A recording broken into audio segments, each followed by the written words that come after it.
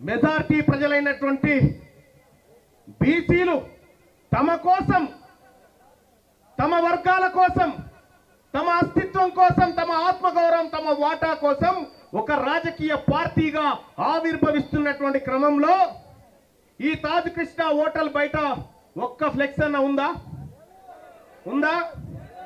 ఒక్క ఫ్లెక్సీ అన్న?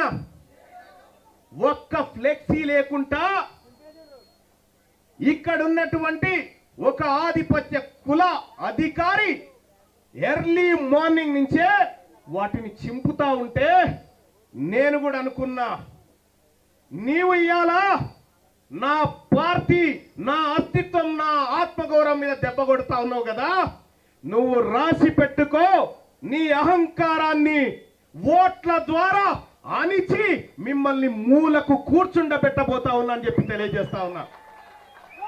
చివరి క్షణం వరకు ఈ హాలును క్యాన్సల్ చేస్తున్నామని పొద్దున 10 గంటల వరకు ఈ హాలును ఇవ్వొద్దని అనేక రకాల ఒత్తిళ్లు ఉన్నాయి సార్ అని చెప్తా ఉన్నారు.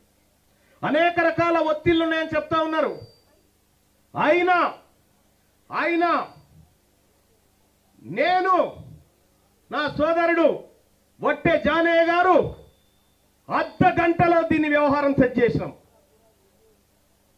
వాళ్ళకు అవకాశమే లేకుండా నా వంతు ప్రయత్నం చేస్తే ఇవాళ ఈ బీసీ పార్టీ అనౌన్స్మెంట్ ఇక్కడ జరిగింది.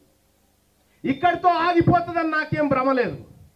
ఈ అగ్రవర్ణ పార్టీలు ఇక్కడితో బీసీల పార్టీని వదిలిపెడితే నాకేం భ్రమ లేదు. కానీ నేను మీకంటే 10 రోజులు అడ్వాన్స్ ఉంటా అన్న విషయాన్ని గుర్తుపెట్టుకోండి.